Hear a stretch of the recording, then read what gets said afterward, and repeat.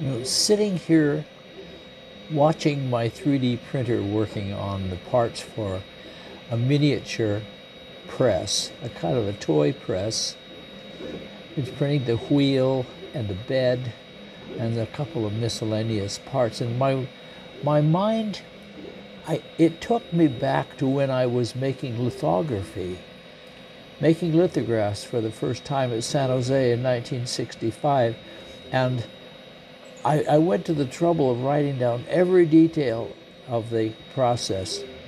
We're working on stones, nitric acid, phosphoric acid, gum arabic, and we had to know the composition of the stone and which type of how much acid to use and all those details. And now I'm printing with a 3D printer, and from the time I do the 3D model in software and then send this to the printer, which is working on right now, there were a lot of details just like lithography. In fact, learning how to use a 3D printer is a lot like taking me back 60 years to when I was getting my introduction to printmaking in depth. I just wanted to share that with you. Thanks for watching.